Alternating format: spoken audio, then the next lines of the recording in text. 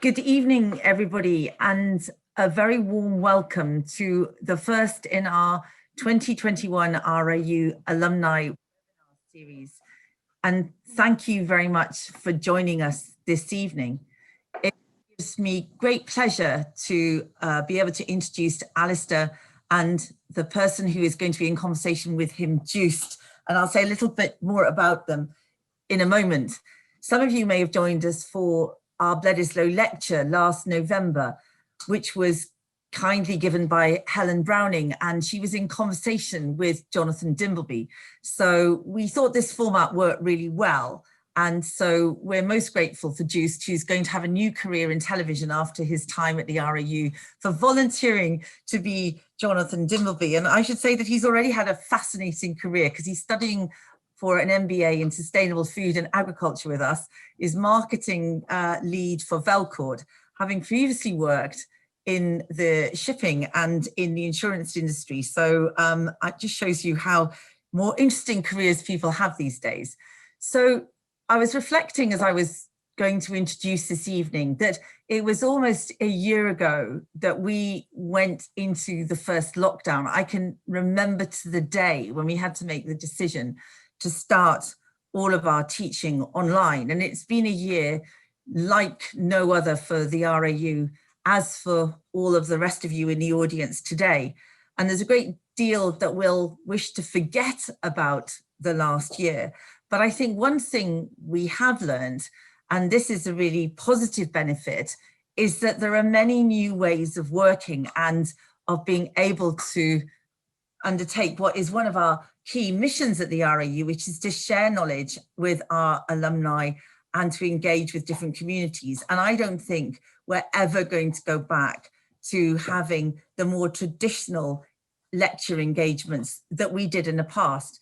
And if you think about it, this provides us with an opportunity to cover many more subjects and to communicate with people much more often. So my point was really that if any of you have any subjects that you'd like us to have as one of our lectures or our conversations, please don't hesitate to let us know. And also do give us feedback about this evening if there's anything we can do to improve the format. So Alastair, I'm immensely grateful for you. I shouldn't describe you as a guinea pig, but you are a pioneer by launching this series for us. I don't quite know why you agreed, but I think I got you in a weak moment and we were talking about something else. And I should introduce Alastair as someone who has the best job title in the whole of the UK, I think, because he's Secretary and Keeper of the Records and is responsible to His Royal Highness, the Prince of Wales, who, as you know, is our president and the Prince's Council for running the Duchy of Cornwall. So we're very proud that Alastair qualified as a land agent from the Royal Agricultural College as it was then. So it wasn't that long ago, but he was in private practice for some time before joining the Duchy and played a leading role as well in his professional life, actually chairing the rural division for RICS and having a broad range of roles within his professional body. And I've had the pleasure of working with Alastair on a project on rural housing. And he also has now joined the board of the College of Estate Management. So he's now moved into the governance of higher education. So I look forward to hearing from both of you. The plan is that there won't be any questions from the floor today. We're going to have questions that were tabled in advance. And I'm very grateful to our Vice President, Simon Pott, who has promised me he's going to keep the evening to time, and we'll say a few words at the end. So over to you both. Thank you again. Good evening. Thank you very much, Joe, for that introduction. Alastair, once again, thank you very much for the time, because I can only imagine how busy things must be for you. Well, you got a bit of an introduction there, but I'd actually like a little bit more background as to your time at Cirencester, because I believe you left back in 1982. I did, yeah. I mean, I went to Cirencester from a farming background. My father was a farmer, but sadly didn't own a farm, and I always wanted to be a farmer, as a lot of land agents did, and he did his best to persuade me it wasn't the best career for me, and I'm delighted he did, because whilst I still love everything about farming, I've never regretted for one moment the career choice. So I went to Cirencester in the days before there were degrees there, and did what was then the diploma in estate management, and had an absolute ball. I just loved every minute of it. Never really wanted to leave until towards the end of the third year, because in those days you did a year first, then you did 3 years, and then you left your 2 years to qualify. And towards the end of the third year, I think by then you're getting a bit partied out and thinking, well, actually, it's time to be a little bit more serious about being an adult. We ought to go and earn a living. And I was very lucky with the early jobs I got. Yes, I had great mentorship in my first few positions when I left Cirencester in private practice. No, it's always one of those subjects I always love to get RAU alumni start talking about, because they usually look a bit sheepish when you try getting them to reminisce. But I'll leave that to another time. So, I mean, after that, I understand there was a good 30 odd years of practice at different land agent and chartered surveyors before you basically got given the top job at the Duchy. Yeah, I went to Stratton Parker in the southeast of Sussex and qualified there under a giant of a man, a land agent called Richard Wainwright, also a past president of the Royal Division of Some will remember well, sadly dead now. Richard was brilliant. And he in my first week with him, he really, I think, improved my understanding of what's expected of a land agent and decision making, in that we spent a whole week driving around, a whole day, I should say, driving around estates, which he wanted me involved with as an assistant. And on the way around, I was making notes any diligent new recruit would. And he said, and this is urgent, and that is urgent. And we got back and we sat in the car park in Lewes. And he said, you all right? Is that all okay? And I said, it's fine, Mr.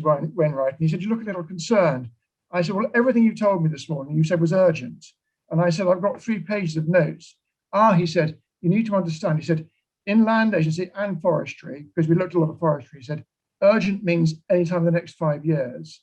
And it was just an understanding that actually you need to have a bit of perspective and you need to always plan for the long term. So that was great. And I qualified there and then was offered a partnership in what was then a small Somerset partnership, which was where I'd come from, where my parents were, and went back there, went into partnership. And as was the case in the middle, late 80s, we were quickly bought out by one of the banks who were buying up all the estate agents and land agency practices. And so I eventually stayed with that same practice for my entire career in private practice, but we just kept merging up. But every 7 years we'd merge up. So we were King Miles and we ran livestock markets. Then we became Alder King, and that's when we bought back from the bank. And then we merged to Druitt Neat. And I was probably unwisely made managing partner of Druitt Neat and led the partnership into a merger with Carter Jonas. And I just thought that's how the rest of my career would be. I thought I'd retire as a partner and have a nice consultancy, and that was my destiny. But then along came this job, which I had the proverbial tap on the shoulder, and I thought, well, that might be quite fun. In fact, I actually turned it down 3 times. I said no. I was really too committed to my practice, and I revealed to my wife that I'd had this approach, and she said, well, you must be grumpy at the moment in that business, that perhaps if you did something else, it might cheer you up. And so when they rang on a Saturday, my wife answered the phone. I heard her chatting away. And then I said to her after, I said, what was all that about? She said, oh, well, that was that chap who's been recruiting. He said, could you come and see him on Wednesday? I knew you had a free day. So I said, you can come next Wednesday. And so I went for the interview, and here I still am. That was 8 years. Well, that was 10 years ago, but I've been here 8 years now. So a career in private practice, which I absolutely adored. I spent most of my early years after Stratton Parker trying to leave estate management behind. I thought there were more sexy ways of earning a living in surveying. And I did agency and development and all sorts of things, but I kept getting drawn back to management, and that's pretty much where I've ended up, really, Joost. And it's been incredibly rewarding, although I probably haven't done much proper rural work for some years now. Well, evidently, I mean, your passion must transmit itself, because I understand your daughter Poppy's following in your footsteps. Yeah, she is. Yeah, she loves it. Yeah, absolutely loves it. And what's it called? I mean, I don't know if my facts are correct or so, but you actually got given that top job at the Duchy with a little bit of a hot potato, because at that stage, I understand in July 2013, there was a bit of a parliamentary inquest about tax, which sort of brings me on a little bit to my next point. I mean, what is the Duchy, if you don't mind explaining, because it's quite a mysterious and interesting beast, and also the biggest challenges that you have, which is really the public understanding and its perception. Yeah, the Duchy exists to provide an income for the heir to the throne, so we've got a commercial imperative. We were created in 1337 for the Black Prince, who never actually became king, as many of the Dukes of Cornwall haven't done over the years. And we are essentially an investment business. We exist to provide the heir to the throne with an income, and the current heir to the throne, the Prince of Wales, choose to support his adult family. At least, as is well known, the Sussexes have detached themselves now, but so we still provide an income for the Duke and Duchess of Cambridge and their family, and that's what we do. So we do have a very distinct commercial imperative, and I obviously have conversations with the Treasurer to the royal households over what might be needed to make sure that we're not going to fall short. We endeavour to manage the estate in an exemplary way, but it's always with that underlying requirement to provide the income that is needed. We are now, we've always been mostly property based. At the moment, where we've got a total value of about £1 billion, and about 900 million of that's in property, the other 100 million is in financial investments. And of the 900 million, I can talk about an analysis, but it's very widely spread amongst a huge range of property assets. I mean, just as a bit of a soundbite, I mean, it's absolutely extraordinary. I mean, was it 23 different counties, exactly £909 million worth of assets, 52,000 hectares of land. And then there's some very statistics here. I like the fact your average tenancy is supposed to span over 21 years, and your polls suggest 80% customer satisfaction. So all very impressive. Further to that, actually, going through some more reading about the Duchy, it strikes me that a lot of the corporate strategy of the group was actually trailblazing well ahead of the current trend for ESG. There's a lot of discussion there about integrated thinking and patient capital, which seems to be very much fundamental to the Duchy. Would you mind elaborating? Yeah, I mean, just to perhaps to help everyone understand better what we're doing in terms of our integrated reporting. In terms of the breakdown of the property portfolio, about half the portfolio by value is the rural estate. The other half is a blend of commercial, some residential, and development. And of that, the net revenue surplus is generated more than half from the commercial, which is about a quarter of the total value portfolio, and then about a quarter from the rural portfolio. So those ratios are switched. And it's important to understand that, because when we come to our integrated thinking, a lot of it really arrives back in our rural portfolio. So when I arrived back in 2013, we were preparing our accounts in the same way that all other estates prepare their accounts, but triple bottom line accounting was becoming a thing, measuring your environmental and your social outcomes as well as your financial outcomes. The Crown Estate had already started integrated reporting, as it's become known. It was then triple bottom line accounting. So we followed their example, and we took 3 years to move to fully integrated reporting, and that was almost 5 years ago. So we're just about this year to publish our year end is the end of March, but we're just about to publish our 5th fully integrated report, which endeavours to measure our social and environmental outcomes. So if anyone can bother to look on our website, you will find our annual report and accounts, which is about 90 pages long, but only the back half, roughly half in page number, is for conventional account reporting, and the rest of it in the front is everything else we do. in terms of our social and environmental endeavours. Indeed. I mean, this also raises, I mean, I think a lot of people will be looking towards the Duchy as a sort of the vanguard as to how a lot of rural businesses, both agricultural, commercial, rural, will be led. I mean, with the change as well in subsidy from BPS to ELMS, I mean, and plus also the change in relationships really expected between landlords and tenants. Could you perhaps extrapolate on some of the challenges you guys are facing now?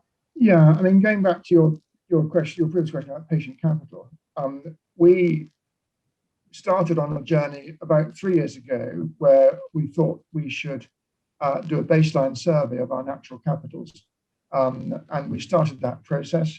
We initially took some guys on secondment from Natural England, and one or two of them since come onto our staff on a longer term basis. They are ecologists, so every one of our tenanted farms is having a baseline survey done of their natural capitals, and we hope that that will position those tenants rather better for the future. And with ELMS round the corner and the ending of BPS, it's going to be increasingly important that tenant farmers actually look at their other opportunities to do good and perhaps continue to be able to qualify for some form of support. And so our natural capitals project is about 2/3 of the way through the baseline survey. And what we've now just started this year, we signed off at Prince's Council just before Christmas, is a meaningful zero carbon strategy. So we've been measuring our carbon emissions for over 20 years. We've been operationally carbon neutral since 2006. But we've now got as far as looking at what are called Scope 3 emissions, which are the emissions from our tenants. And given that our estate is almost entirely tenanted, we are now just embarking on what's going to be, I think, a challenging journey to make ourselves completely carbon neutral as an estate. And when we first started planning the strategy just over a year ago, we thought that we would pick a date. That's what everyone else seemed to do. And the ambitious date we picked was 2028 to be carbon neutral. We then spent a year researching how feasible that was. And we produced a series of reports which went through all of our committee cycles. And we eventually realized that it was actually quite a dangerous thing. We're probably riding for a fall to actually have a date that we were committed to, because so much of what we have to achieve with our Scope 3 emissions is really in the hands of our tenants, and we can persuade and encourage and cajole, but we cannot force them because they have contracts of tenancy. Our new tenancies that we're creating now are structured in a rather different way. But for those that exist, and we have some 700 total farm lettings, not all complete farms. That includes lots of odd bits of land, but almost 500 farms, of which about 250 are farms which are the main or only source of income for the tenants. So we cannot interfere with those businesses if those guys are doing what their contracts require them to do. So we've started on a journey which is involving both peat restoration on Dartmoor. We own a fair chunk of Dartmoor. It embraces the lowland agricultural estate. It also impacts particularly on our development activities, because building houses and other commercial property is a great, and often is. And then the commercial portfolio and our financial portfolio are probably lesser problems, but they're further down the track. So we've now got a window of between 2027 and 2035 when we should go net zero. And my money would be on probably 2030 or 31 at the moment. But it does depend on how we go and how affordable those provisions are. Our finance committee have actually decided that the best way of measuring our progress is actually to measure how much of our net revenue surplus we can afford to spend each year on that endeavour. So that is what we're doing. And returning just to your patient capital question, we are investing that amount of money we'll spend, for example, in the financial year that starts on the 1st of April, we'll be spending 1.2 million out of our normal resources, both on our natural capital and our net zero project. And that sort of business isn't huge. You know, we're quite big in rural terms. We're not particularly big in ultimate terms. We've got a turnover of almost 40 million. So it's a lot of money for us to be. And we don't yet know what the prices will be financially. We know we're going to get to a position where we can sell our carbon credits. We know we'll have our biodiversity net gain credits. And our belief is that we'll be one of the first there with our net zero badge, at which stage we think that we will achieve our financial goal, although for the next decade, probably, we are going to be investing quite heavily in doing that. I mean, it's incredible, the different challenges that you're setting for yourself, because I mean, on all of that, you're trying to do this within the confines of distance working, firstly. And then secondly, as well, I find it admirable as well how much the Duchy, especially when you look at your materiality review, puts people first. I mean, just going for, I know it's not really, it's a dirty word from what I understand of the Duchy, profit, but for revenue surplus maximization, so many sort of the commercial property development programs seem to be looked at much more on a longer term scale. So looking at quality and engagement with the local communities is time and time again is reinforced. So to be able to do that and try meeting all your own carbon goals is really quite something. No, I wouldn't. I mean, I wouldn't say profit's a dirty word. It very much isn't. Profit is that is why we exist. We need to make an appropriate net revenue surplus, and profit is hugely important. But we are looking at long-term profit, not just short-term profit. That's the key to our thinking. We're not maximising our near-term net revenue result. We're optimising it, but we are investing for the future. That's hugely important to us. I mean, yeah, exactly. I mean, with most operations with a shareholder, they probably, when things get a bit tough, there's probably all the prospect of maybe a cash injection. But when you've got to keep HRH on the road, I guess that is not really an option you can play with. What's it called? I was wondering, sort of, just in review of this last year. I mean, we had an earlier discussion a little bit about it, but I mean, for you as a manager as well, I mean, how have you faced all the challenges of remote working? It's been quite a challenge. I think that our staff proved to be immensely innovative and resilient in converting to largely working from home. Not everything can be done from home. And we've kept the show on the road. It's been a challenge to us in a number of ways.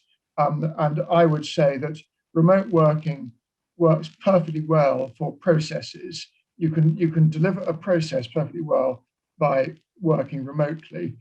My rather crude estimation is that we've all worked inevitably harder than we normally would to achieve the same thing. And I reckon we put 120% of the normal effort in to 80% of the output. But one of the challenges of remote working is you just don't get the same human interaction. However many Zoom calls you do, you don't get that same collaboration and that same sparking of ideas. So I think it's gone better than I thought it would, but I am looking forward to a more normal existence when we get to the other side of these pandemic restrictions. And we have a very tight timescale for delivering our accounts. We're subject to a number of management agreements, under our management acts, and we have to lay our accounts before Parliament before the end of June each year. Now, that management prescription was devised when our year end was 31st December. A few years ago, we changed it to 31st March, but it was too much effort to change that particular management prescription. So we said, we'll just do it more quickly. So we now have to get fully audited accounts prepared before the end of June. And we managed to do that last year with our entire finance team and our auditors all working remotely, which was a surprise and a welcome surprise that we managed to hit that deadline, because it is a statutory deadline. No, once again, very well done. I've just got my eye on the time, and as much as I like to keep sparring off my own questions, I feel I should probably be sending out some of the questions I'm being sent now. We have a question here from Peter Fain to you, saying, tenants taking up Elm's Tier 2 options and seeking to reduce emissions are likely to face a significant loss if earnings compared to current BPS. Can the estate help them supplement their earnings from biodiversity offsetting or carbon sequestration? Well, that's exactly what we're trying to do with our natural capitals program. We're giving the tenants the tools to know what their farm is capable of in the minds of other people who are trained to think in terms of enhancing soil quality, water quality. I mean, we've just got 2 soil scientists on contract working with us, which is quite a new innovation at the moment.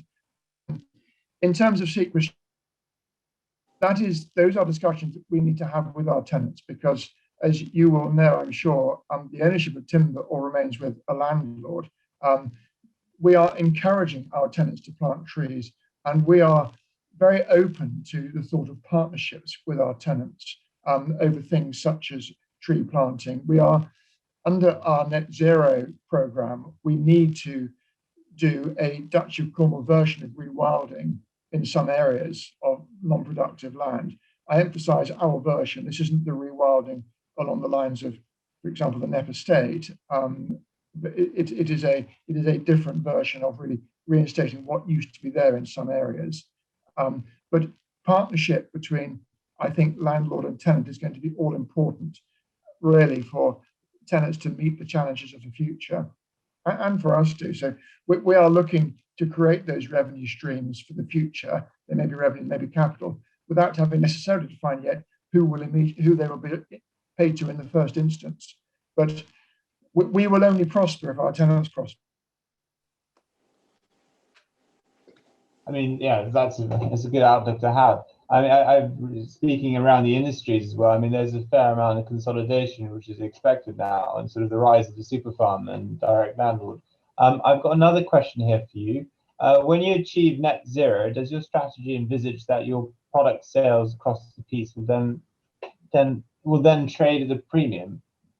Does that make sense to you? I think I know what the questioner is asking.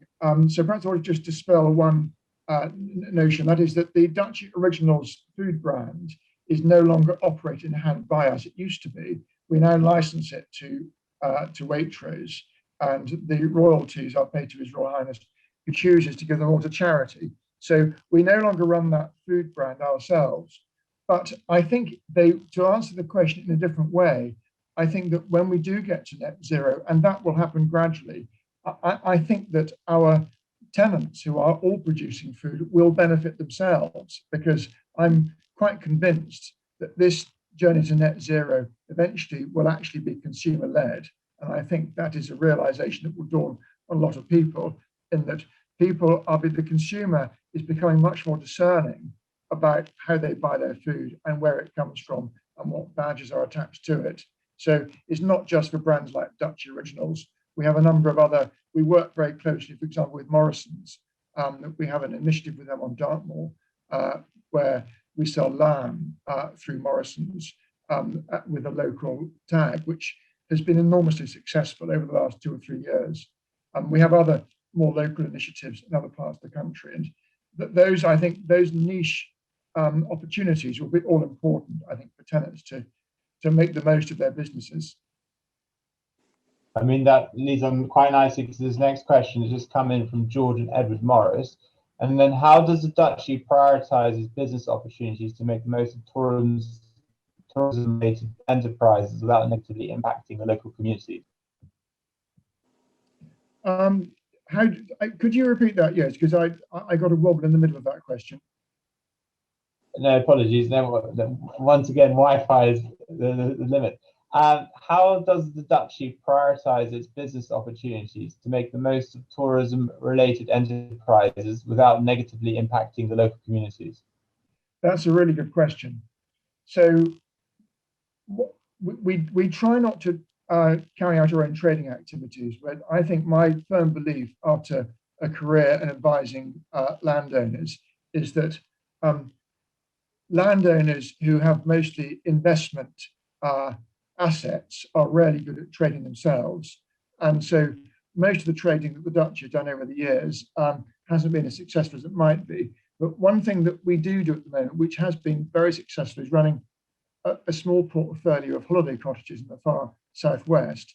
But we are quite careful we try and be exemplars in the way we run our portfolio, but at the same time, we don't want to effectively take all the business that's available to the wider community. So, for example, on the Isles of Scilly, we reduced our number of holiday cottages because we didn't want any resentment building up in the minds of the tenants, who themselves rely very heavily on holiday lettings. So we do a few, and we like to think we do them quite well. And so we've got a few on the Isles of Scilly and a number in Cornwall. We also have another trading arm in Cornwall where we run a nursery business and a shop and a cafe, which again is, I'm glad to say, successful, notwithstanding the rigors of the pandemic lockdown. But we do encourage our tenants to diversify, particularly in the further southwest, where the land quality is not always the best. And I'd like to think that when one of our tenants asks us for consent to a diversification opportunity, and they are invariably tourism related, our immediate answer is yes. And then we then say, this is how we might try and structure it.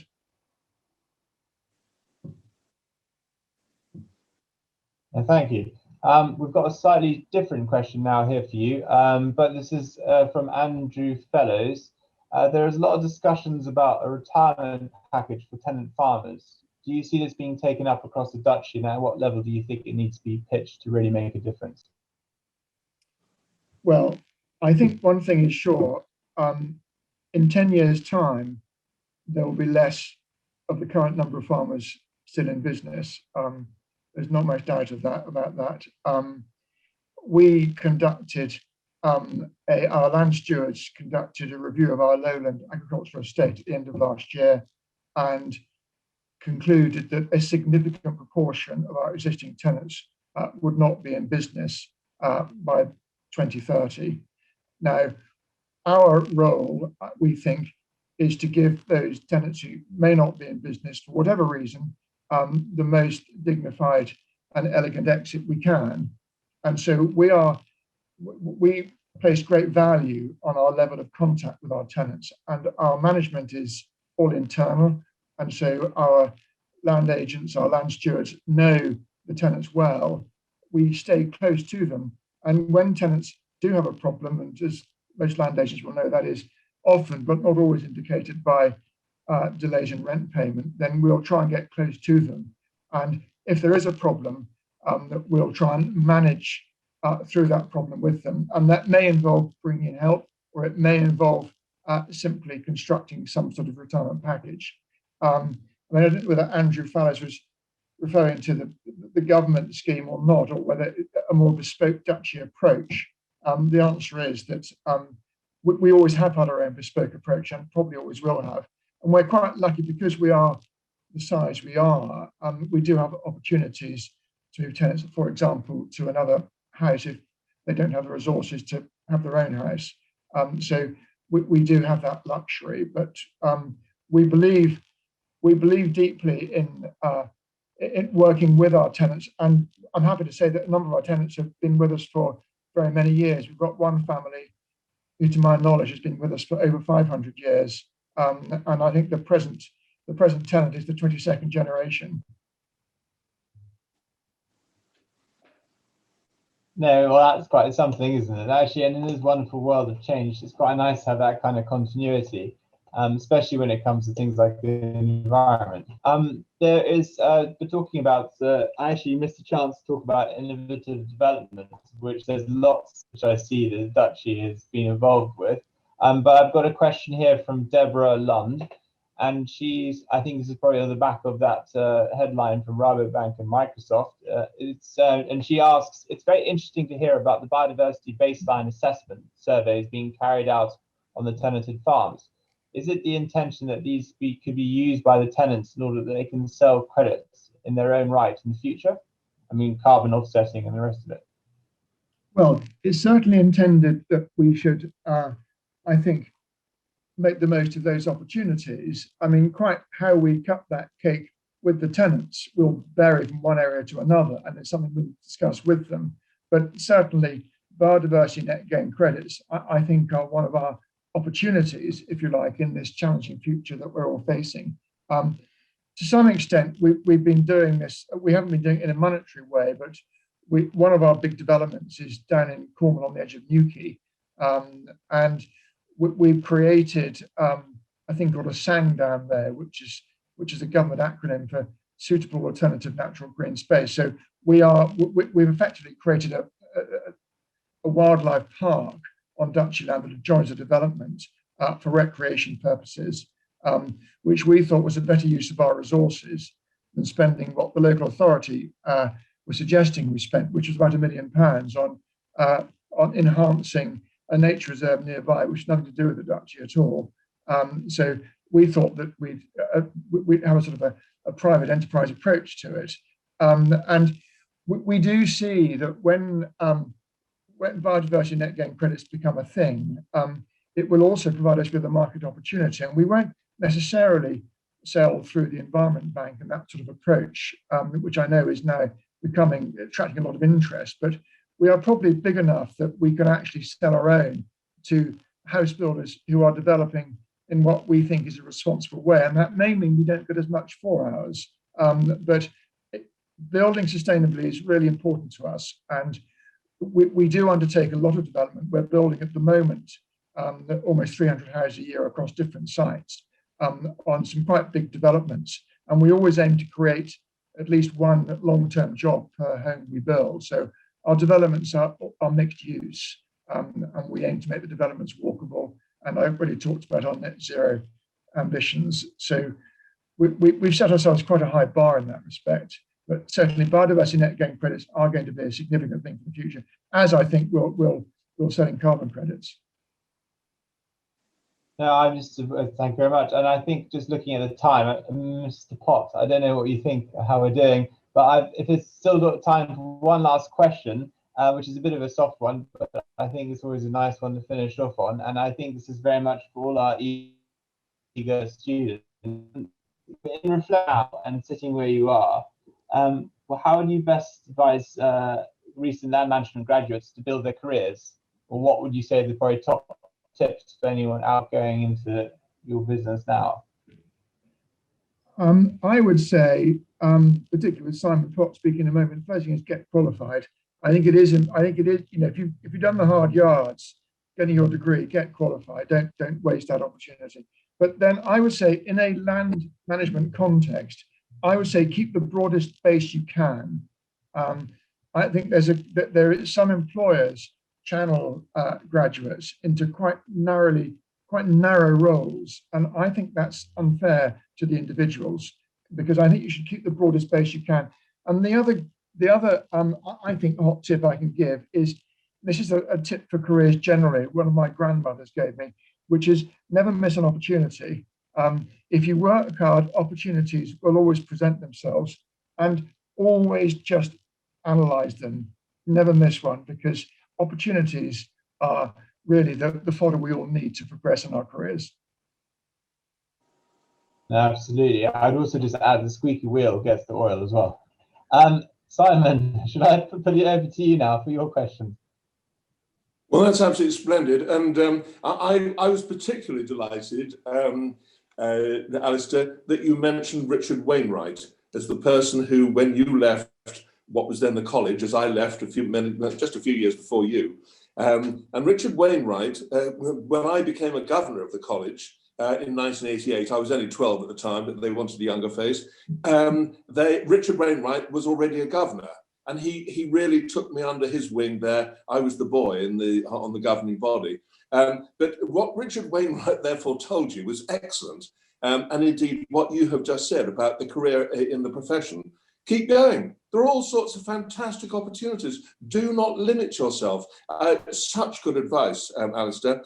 And the advice that he gave you about going around on the estates and everything was urgent, as long as it was done over the next 5 years, I counter with the advice that I was given by my first senior partner, a chap called Freddie Laws, when I joined Rutters in Bury St Edmunds. And Freddie Laws was quite a small man, and he drove a very powerful Ford like Mr. Toad. And he drank a great deal at lunch, but nevertheless, he always kept it on the road. That was absolutely fine. But when he'd get back to the office, and we'd been out, for example, to see a house or do a valuation on a property, and this was the very first day, and he handed me the file. He said, "There you are, Pot." He said, "Just do the report the same way that I do them. Remember one thing, Pot." And I said, "Oh yes, what's that, sir?" And he said, "Never go on to the second page. What they want is to know that you've seen the property, that you know what you're talking about, and you give them the answer. Don't go on to the second page. It will get you into an awful lot of trouble in the future." I've tried to keep to that, Alastair, and I haven't always kept on to the first page.